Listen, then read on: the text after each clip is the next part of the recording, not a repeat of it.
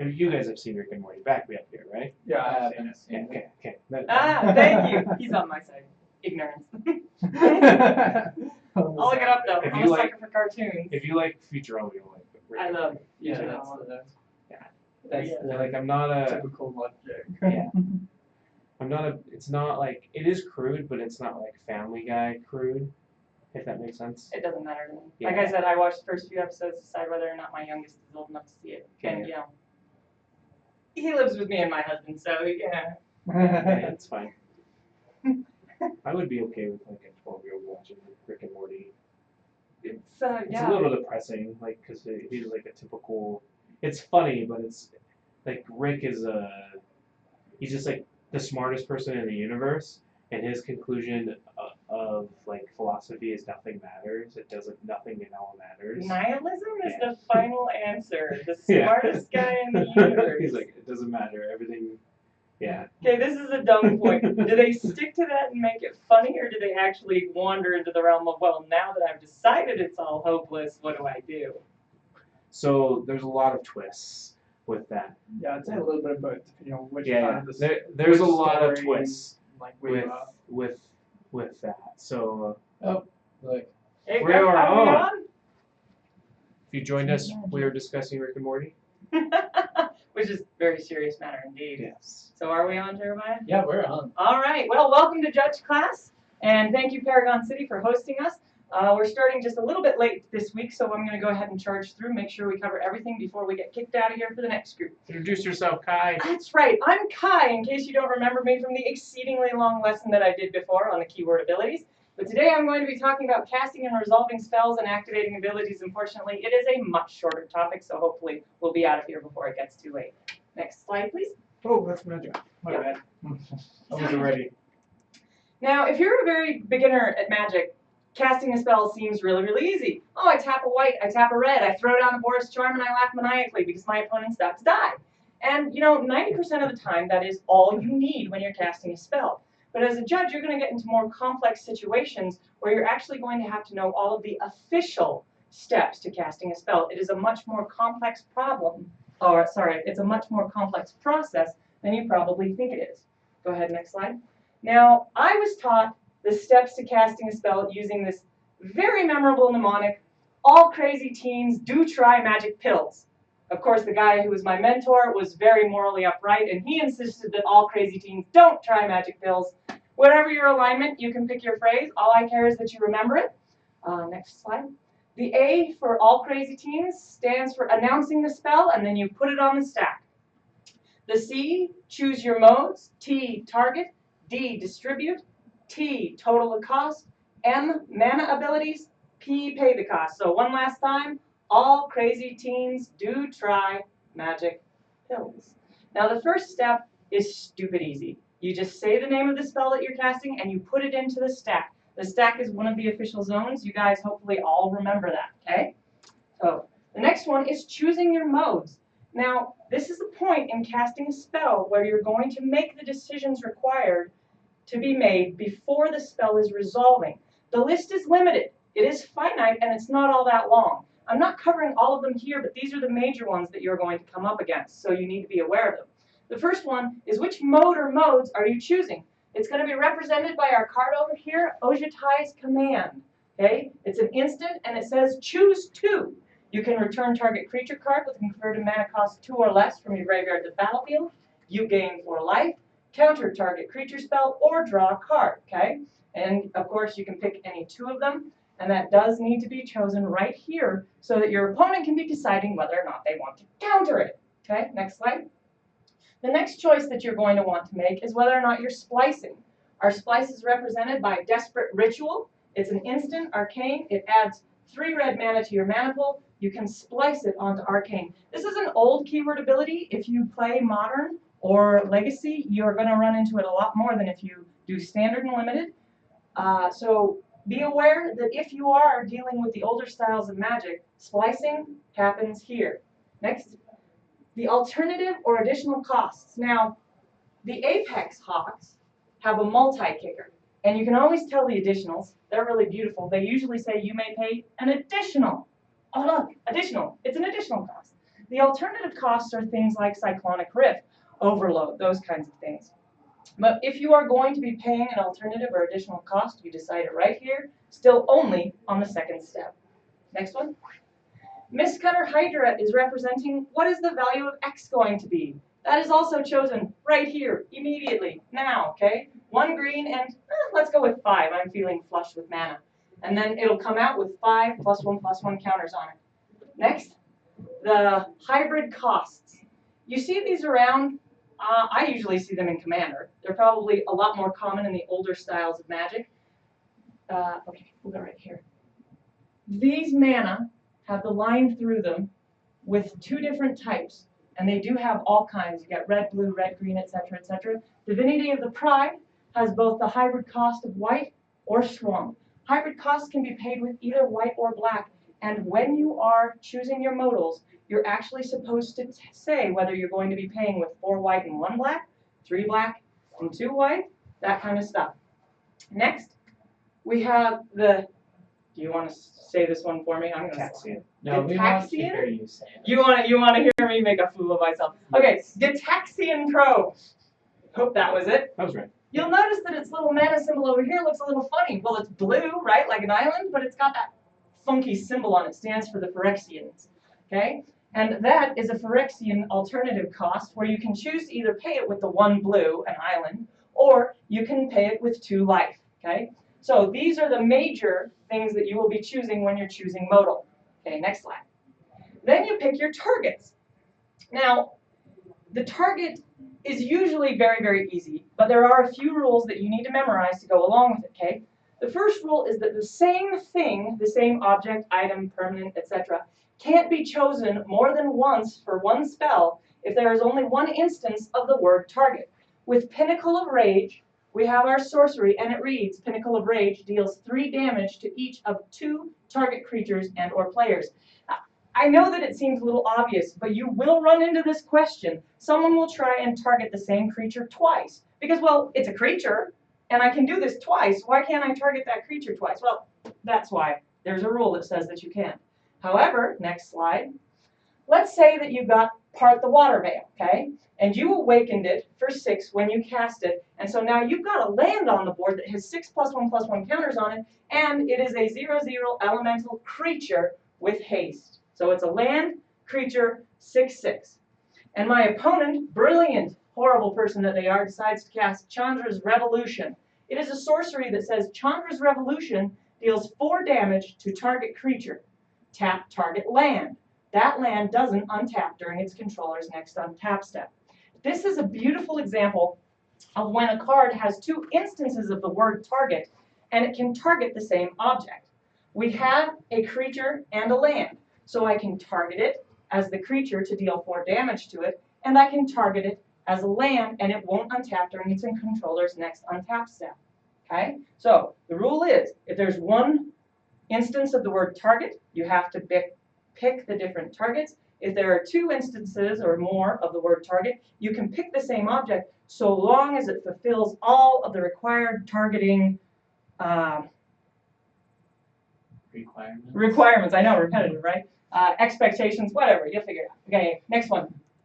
Okay, so all of your targets must be legal when the spells are cast. Now, unfortunately, I forgot to put up nice handy pictures of spells to do this example, so I'm just going to make one up on the fly. Let's say that you've got a creature on your opponent's side that has hexproof, and you have a spell that can deal damage to it and one that removes hexproof. If you're a bit of a fool and you cast the one that deals damage and think, oh no, well, that's okay, I can instant this and make it lose its hexproof, you can't. Because when you cast the one that deals the damage, you have to pick the target. And unless that target is legal when the spell is cast, you will not have the opportunity to pick it as a target later. Okay? And then finally, there must be enough targets to fulfill all required targets. Let's underline this bad boy. Required targets. Here we're looking at Hex. We've got 2 Swamp, 4 Generic. It's a sorcery. Destroy 6 target creatures. When killing 5 just isn't enough. Okay? You cannot cast this if there are not 6 creatures on that battlefield. If there are 5 on your opponent's and 1 for you, yours is dying as well. It needs all 6 of those target creatures. Next slide. Okay. Now, that is only for required targets. We see cards that look more like this. Baral's Expertise, Sorcery, return up to 3 target artifacts and or creatures to their owner's hands. Love those little key words. Look for them. Up to means that they are not required, and or means that you have more options, okay? So read the cards carefully to make sure whether those targets are required or not. Next one. Our next step in casting our spell is the D, so we're at the do or do not try magic pills. We're distributing the effect. Now the effect, for those of you who haven't read through your entire glossary that comes with the comprehensive rules, okay, is what happens as the spell is resolving, the spell or ability is resolving, okay? So the effect here is that we are distributing 2 counters among 1 or 2 target creatures. That's Splendid Agony, by the way, okay? Now, usually what we're distributing is damage or counters. You read the card, it's very obvious what you're dividing, okay? But the rule here that is very important for you to remember is that each target that you chose in the step before must get at least 1 of whatever you are distributing. This is non-optional. Next slide. So let's say that your opponent has a Labyrinth Guardian on the table. He has an ability that says, when the Labyrinth Guardian becomes the target of a spell, sacrifice it. Oh, this is awesome. If you've got Splendid Agony, you can target him and whatever else is on the table, and he's just going to poof off, right? So you may feel like you should be able to take those 2 -1/-1 counters and just put it on the other creature. You are not allowed to do that. Even though this is going to poof before it gets this counter, you do still have to distribute 1 to it, and that counter will just go into the nether realm. All right, next. Okay, our next step is to total the cost, and that's where we determine the total cost of the spell. This is actually where quite a bit of nuance comes into the rules, okay? Fortunately, the rule that makes all of this happen is very, very simple. Abilities that reduce the cost of a spell apply after abilities that raise them. This is an advantage to the caster. So let's pretend that you've got a fairly low-level casting spell. If you reduced first, you can only bring it down to whatever, usually, you can only bring it down to what the required colored mana is, such as 1 blue instead of 1 blue, 1 generic, okay? And then if you added it, you'd be paying more. Whereas with this way of doing it, you add first, and then you get to subtract. So if somebody plays something like Defense Grid, where each spell costs 3 more to cast except during its controller's turn, you're casting it on your opponent's turn. Well, now it's been brought up to 4. 1 blue, 3 generic. And then you reduce it. You can reduce it past what you might have been able to reduce it for otherwise. Okay, so handy way to remember that. You're going to total up the cost of your purchase and add all taxes, and only then are you going to apply the coupons. So now I'm going to torture the student in the room, and we're going to have him try and add through this total cost. All right, so next slide. We're also going to test his memory because he only gets to see 2 of the 4, okay? All right, it is your opponent's turn. He's got a bunch of flyers, and you don't want to die.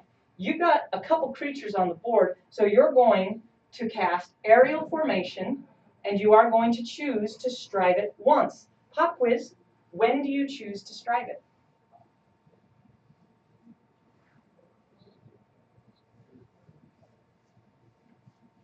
With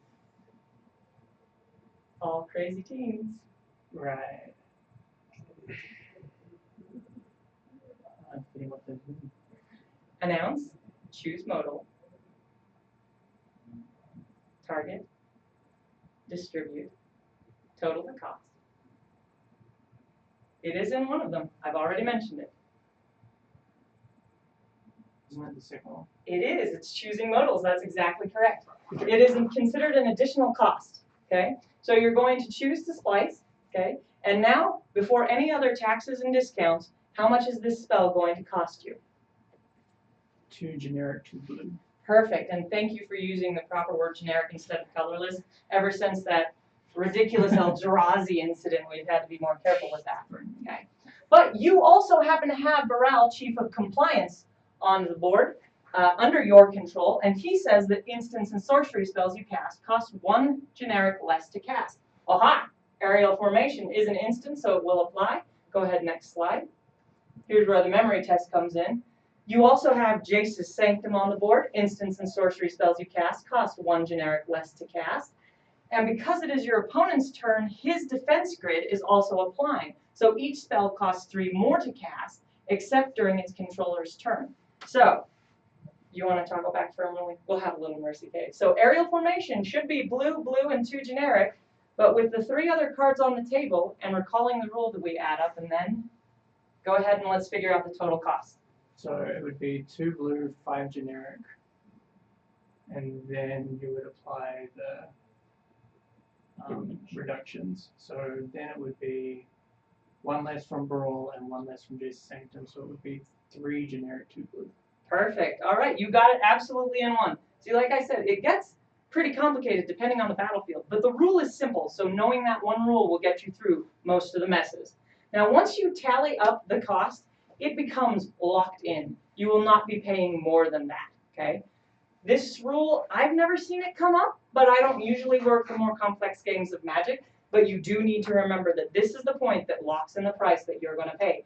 Because now that we're down with announcing, choosing modals, targets, distributing effects, totaling the costs, we're down to the magic pills part. This is where we're actually going to start worrying about paying stuff. And one more thing with that, the very last thing you apply is any cost setting effects. Really? Yes. Is that L1?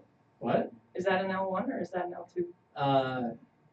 Just know it. Yeah, it's a rule that may Okay. span between the levels of So judging. there's another artifact that does that, right? Trinisphere. Trinisphere Okay. makes everything cost 3. Oh, At least So 3. At least 3, yeah. At least So- 3. So, yeah. and that will apply after you've already deducted from the taxes. So you're setting it. Gotcha. Okay, well, now we know. Okay, so, Trinisphere is the only one that does that right now. oh, it's a total corner case. Trinisphere, look it up. It's a butthead. It's like All right. modified. So the M of the magic pills stands for mana abilities, okay? And our mana abilities is anything that puts mana into our mana pool. And if you, okay, well, are there any questions on Twitch so far, first and foremost? No. Okay, so we're doing good. So I'm going to ask this, and if anything comes up on Twitch, please let me know. Yep. Do you know specifically what a mana ability is? The only time I've heard of abilities being specifically used as or called a mana ability is when something produces mana, gives you a mana for your mana pool. You almost got it right. Do we have one? We have a question. What was that? Can hear very well.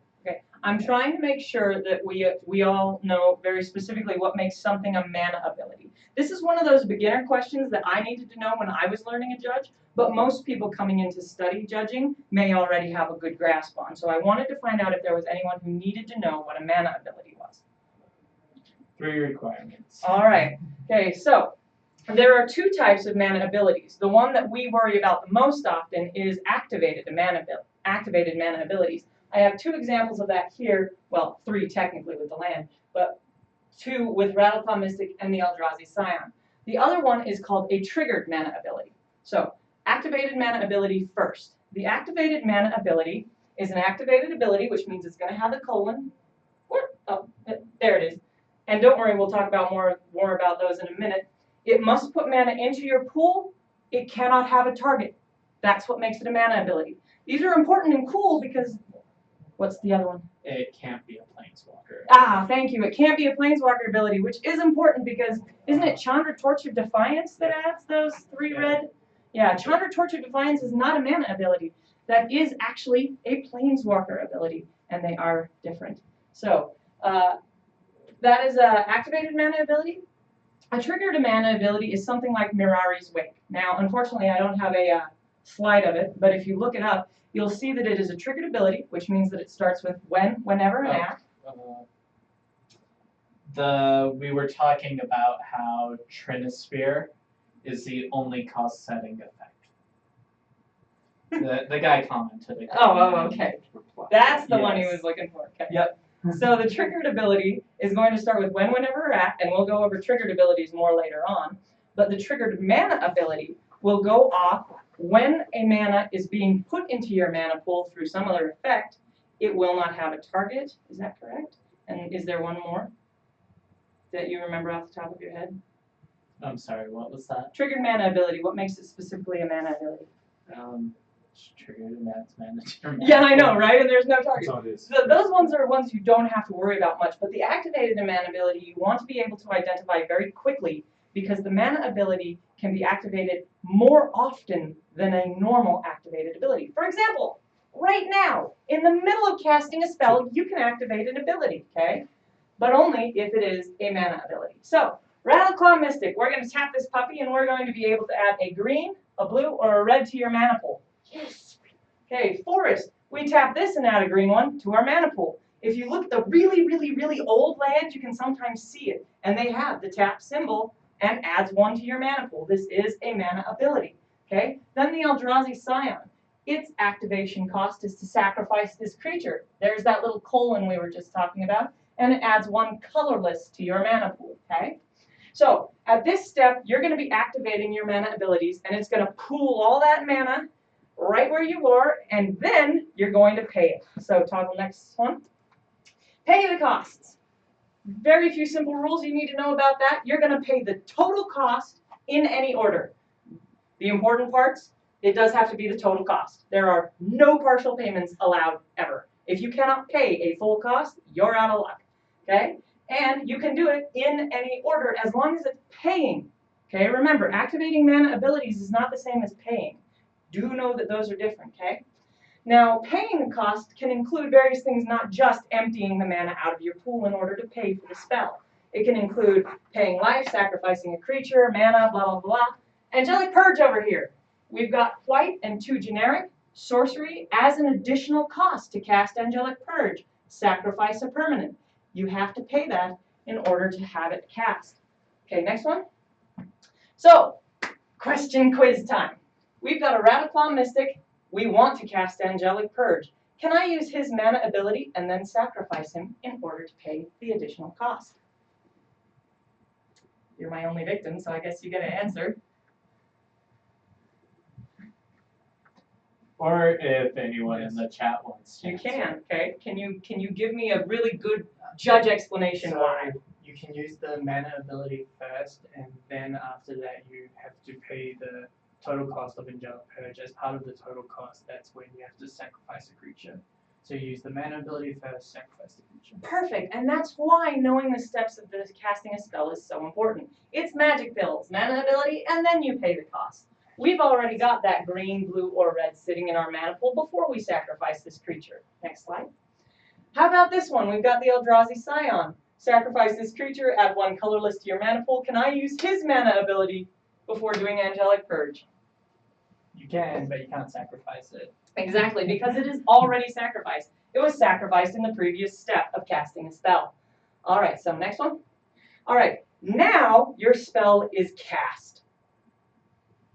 Took a bit, right? All crazy teens do try magic pills. Announce, choose modals. Target, distribute, total your cost, mana abilities, pay. Okay? Are there any questions?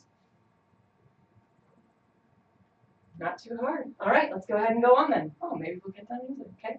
Resolving a spell. One quick question, a couple quick rules, and then we'll be done with this part. The one question you need to ask when you're resolving a spell is, are the targets still legal? If none of those targets are still legal, the spell is countered by the game. Okay? If even one target remains legal, then the spell will resolve and just do as much as it can with the remaining targets that it has. So, our example of a situation where this comes into effect. Next slide, please. I'm a brilliant Magic player, and I love red decks. I'm rolling a Magma Jet. For a red and 1, it's an instant. Magma Jet deals 2 damage to target creature or player, and then I get to scry 2. My opponent has a Grizzly Bear on the board, 2/2, and a Nantuko Husk for black and 2. Sacrifice a creature, Nantuko Husk gets +2/+2 until end of turn. Okay. Now, like I said, brilliant Magic player. I'm going to take my Magma Jet, and let's actually have you walk me through the steps of how I'm going to cast this spell, but I get to choose the target. Okay. Okay. So you announce that you're casting it. That's right. Choose the modes. Not many modes here to pick, so yeah, go ahead. Target this time, because you're me and brilliant, you're going to pick the grizzly bears. Okay, so now I've chosen the grizzly bears as your target. What comes next? Mana abilities. Distribute, but technically there's nothing to distribute. You're just giving all the damage to that one creature. Okay, and then Mana abilities. total cost. Total All cost, crazy. then mana Then abilities. mana abilities. Yep, I tap my 2 lands in order to make this happen. We need to determine the total cost so we know how much mana we need to add to Gotcha. the mana pool. Yeah, and then we pay it by emptying our mana from the mana pool, right? Okay. And now my player, who is a better Magic player than I am, decides that the grizzly bear is going to die anyways. He's going to sacrifice him under the Nantuko Husk. And because activated abilities can be done at instant speed, which means what? At any time after At any time you have priority. perfect. At any time you have priority, he sacrifices that grizzly bear. Then my magma jet is going to go off. But wait, what happens when it tries to go off? You targeted the grizzly bear, right? I did target the grizzly bear that was just sacrificed to make an even bigger Nantuko Husk. It goes poof, What goes poof? your spell. That's right. My Yeah. spell is countered by the game. Do I get to scry? Okay, that's the important part. Remember, if the target is removed, the rest of the spell doesn't matter. Next slide. Blessed Alliance. Okay, for 1 white and 1 generic, it's an instant that can be escalated. Haha. And when do we choose whether or not we're escalating? When you choose the modes. Perfect. That's right. Okay. I'm going to actually escalate this puppy all 2 times because I am desperate. Target player is going to gain 4 life. That's going to be me, okay? I'm going to untap 2 of my target creatures, and target opponent sacrifices an attacking creature. Whew! In order for this to be countered, what would have to be removed? Both players have to concede the game. Both players would have to concede the game instantly. Unlikely to happen, all right? But with that, well, it would be enough because then the 2 target creatures would immediately go away. So Jeremiah for finding the simplest solution. So let's say that we get rid of the 2 target creatures. He just woofs them up in flame. And then the target opponent decides to concede. And because it's a multiplayer game, I do still have other opponents. Does this spell still go off? Yes, it does, because it does still have 1 target. What happens? You would gain 4 life. And that's it. Yep. That's perfect. All right. That is absolutely right. I would gain 4 life, and the rest just wouldn't matter, okay? Because there is a basic rule in the 4 golden rules of Magic, which is at the front of the comprehensive rules, that says you do as much as you can, and you ignore the rest if you can't do it. Okay, next slide. Okay, so now I just want to talk very quickly and briefly about the essential difference between targets, costs, and effects, okay? Because it can be easy to get confused over these, all right? Targets and costs are required, and they are required in full. You must have those 6 target creatures for Hex, okay? Here's Bearscape over here. It's an enchantment for 1 generic and a green. Remove 2 cards in your graveyard from the game. Then there's the colon. So that means that the remove 2 cards from the graveyard from the game is a part of the cost. If you have only 1 card in your graveyard, you can't use that ability, okay? So targets and costs must be paid in full. Next screen. Effects, not so much, okay? Because of the golden rule that I mentioned previously. You do as much as you can and you don't worry about the rest. So if your opponent casts Chill of Foreboding, each player puts the top 5 cards of his or her library into his or her graveyard, and you've only got 3 cards in your library, you may be tempted to go, ha!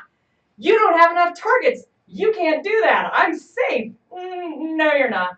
This is the effect. You're going to put all 3 of your cards into the graveyard and weep a lot, okay? So try to be good about knowing the difference between the target, the cost, and the effect, because that is a question that comes up occasionally, and you need to be able to differentiate. All right, next slide.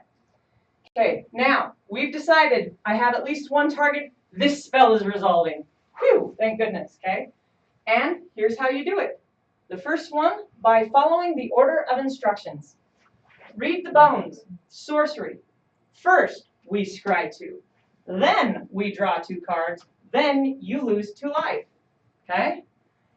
And you don't get to interrupt any of that, by the way. I hope you guys all know that, okay? But most of the time, the order doesn't matter, and in tabletop Magic, you can throw it around and resolve it in whatever order you want. It's probably not going to be a big deal. But every once in a while it is, And so when you get called over for those, that's when you need to put your foot down and say, no, I'm sorry, you follow the instructions on your card. We're going to do it in the order it says. Okay, next slide. You also do it from the top down. We're back at Ojitai's command, the instant with the choose to, the modes, okay? And let's say we've chosen to return target creature card from the graveyard to the battlefield, and we've also decided to draw a card. Every once in a while, they'll try to draw a card to see if they get a creature that they want, and maybe that influences what they bring back from the graveyard. Not legal to do that. You go from the top down when you're doing something like Ojitai's command. And then next slide. When you get something, one of the more interesting cards that is sideways, okay, you're going to go from the left to the right. So you're always going to wear before you tear, okay? And next slide. Okay. Whew. So we just got through casting spells. Now we're going to talk about... One more thing on casting spells. Yeah. Once you've started a spell, it can't be interrupted. That's correct. Yeah. That's, in case you guys on Twitch didn't hear, Jeremiah pointed out, once you start casting a spell, that does not get interrupted because priority isn't passing anywhere, okay?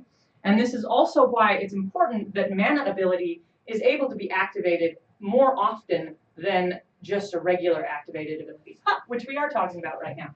Okay, activated abilities are written as whatever the cost is. Here's that really important little punctuation piece, the colon, and the effect. Now, on some activated abilities, you have activation instructions. Okay, we're actually going to see examples of these. So, next slide. Chromatic Lantern. Woohoo! Lands you control have tap, colon. They're giving something activated abilities? Add 1 mana of any color to your mana pool. And it also has the same activated ability. Okay, tap, colon, add 1 mana of any color to your mana pool. So, question. Is this a mana ability? Yes. Yeah, there it is. It puts mana in your pool. It doesn't have a target. It's not a planeswalker ability. We're good to go. All right. What is the cost of this mana ability? Tapping Chromatic Lantern. Exactly. Really easy. Tapping the Chromatic Lantern. Here's the effect, just like I said, right? And here's the Ember-Eyed Wolf. Seriously underappreciated card. I love this guy. He's got haste. For a red and 1 generic, the Ember-Eyed Wolf gets +2/+0 until end of turn. There's that significant little colon that we all love. Activated ability, okay? Next slide, please. Ambush Commander. Green, 3 generic, creature elf. Forests you control are 1/1 green elf creatures that are still lands. 1 green, sacrifice an elf. Then there's the colon. Target creature gets +3/+3 until end of turn. So this particular cost includes something interesting. It is Sacrificing an elf. exactly, and that is a part of cost of activating the ability. And then we have Bound by Moonsilver. This is the example of the activation instructions following the effect, okay? Down over here, after enchanted creature can't attack, block, or transform, sacrifice another permanent. The little colon. Attach Bound by Moonsilver to target creature. Activate this ability only anytime you could cast a sorcery and only once each turn. Okay? All right, so next slide. Activated abilities, rules are very simple. We've already mentioned most of them, okay? The first is that they are cast at instant speed unless it's a mana ability, which can be used more often. And then the process is just like casting a spell, okay? Which, can you remember all of the steps? Announce. Choose the modes.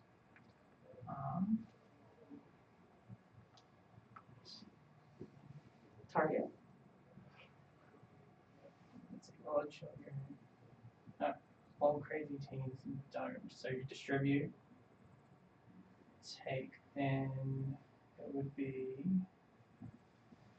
total cost. Yeah, very good. And then mana abilities. That's correct. And then pay the cost. Very good, okay? So yeah, it works just like that. Oh, thank goodness, I don't have to give the whole lecture again, okay? When you announce and you put it on the stack, what you're doing is you're creating this nebulous ephemeral card that, well, no, sorry, allow me to correct myself. True, it is not a card. That is important, okay? You are creating this nebulous ephemeral something that's going to sit on the stack, okay? And it will resolve, okay? And that's what you're doing when you're activating the ability. It is important to note that it is not a card like I just said it was. I'm such a Okay. fool. All right. Okay, next slide. And here are the only 2 more rules that you need to know. If you can pay for it in full, you can do it as many times as you want per turn. Okay? So, ambush commander, how many elves did you have to sacrifice to get that one unblockable elf through to your enemy? Because if you can pay the mana and sacrifice an elf, each time you can give it +3/+3 as often as you want. Now, with things like the Chromatic Lantern or tap abilities that allow you to scry or something like that, those are naturally going to be limited to once per turn because you only untap your creatures once per turn unless you're rolling something like a Darabi deck. Those are awesome, okay? So yeah, it's not that the tap is creating a permanent limit on how often you can cast it, it's just one of those limits that's there naturally, and if you can overcome it, more power to you, okay? And then next slide. And then the final rule is that restrictions apply even if they change controllers. So let's talk about Bound by Moonsilver. This is not a great example, I probably should have searched a little harder, but let's say that by some miracle, somebody takes control of a creature that has Bound by Moonsilver and they want to use this Sacrifice Another Permanent activated ability. They will not be able to do it on your turn. They will have to wait until theirs. And it can only be done once each turn, okay? And so if it's changing controllers, those restrictions are still going to apply. Next one. And I already covered the difference between mana ability and activated abilities. And I think that's about it for me. Do you guys have any questions on Twitch or in the room? I know, it's not too hard, is it? One more time, all crazy teens, don't try magic pills. What is the steps? Announce, choose modes, target, distribute, total cost, mana abilities, and then pay. Beautiful. Am I forgetting anything, you guys? Just a pop quiz. Pop quiz? I got a pop quiz question for our guy. All right. Do you know Deathrise Shaman? Yeah. His very first ability, is it a mana ability? It says I can bring it up, I guess. Yeah, Yes, go it ahead. is. It's You won't. tap, remove target land from The graveyard, Players. yeah. From a graveyard, add one of any color, right? Is it a mana ability? What's the condition for a mana ability? Do you remember the conditions that we mentioned? instant speed. Oh no. No. We have a question. Wouldn't the aura still be under the other player's control? Yes, it would. And good. This is why it's such a terrible example. The aura would be under the. Well, let's see. Oh, I started it from the beginning. My bad. quick review. So There we go. Okay. Ah! There we are. Okay, this is fine. Okay, sacrifice another permanent, attach Bound by Moonsilver to target creature. Activate this ability only anytime you could cast a sorcery and only once per turn. Okay, I'm going to go ahead and speak to this, and then I'm going to wait for my other judges to correct me if I get it wrong, okay? Because this is not granting the ability to the creature that is enchanted by Bound by Moonsilver, this ability is a part of Bound by Moonsilver. Bound by Moonsilver does still belong to the person who cast it. It is under their control. And that does mean that only they would be able to activate this ability. So like I said, really crappy example. I apologize profusely. I should have found a better one. All right. Yep. All right. I got that right? yeah. Okay, so Deathrite Shaman, So we were looking read up that one. read Deathrise Shaman. You have it pulled up? Anybody? I have it pulled up. Well, I'd say I actually have a count on you. Do you? So how do we tell if So let's something's a go mana ability? mana abilities. Where are they? Actually, I didn't have, because I was only going to answer if it needed to be explained. The three things that make it a mana ability. Oh, It has to tricky. put it in your mana pool. Yep. It has to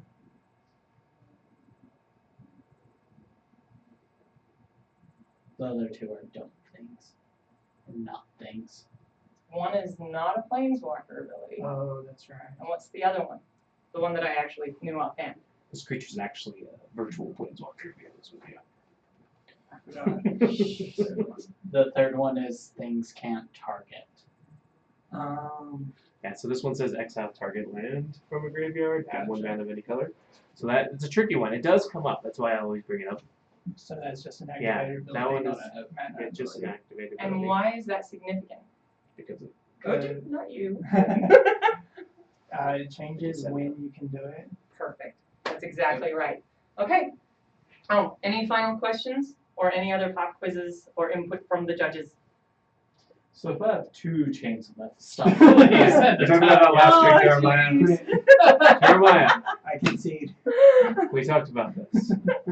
All right, if My that's lesson was it. terrible apparently because you didn't get it. Those, you have 2 of them. Woohoo! I actually got done before 7:30. Cheers to that. I'll check Now, Facebook just comment. a reminder, we are not going to be having class next week because 2 of our major judges are actually going to be heading to Las Vegas. Cheers to them. It's going to be awesome.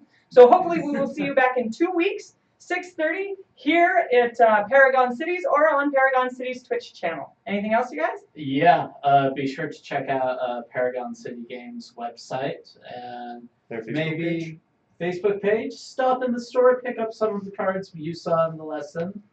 And if you are in Vegas, feel free to say hello. Yeah. If you know me, or if you don't, I'll be wearing one of the Paragon shirts, so you'll definitely find that. So. Kai mentioned Derby, Imperial Tactician. Commander Anthology's just coming out this week. Did they Maybe release- stop by Paragon and pick up your copy to get the Derby deck. It's Well, a great Derby. deck, by the way. A lot of fun. All right, If you're thanks, playing guys. evil. All right, that's See it. you in 2 weeks. See you guys. See ya. Thanks, Kyle. You're the best. Oh, no problem. All right. We'll get off on this one and start cooling the room down. That's not too bad. Good job, guys. Yeah. Great job, actually. See you.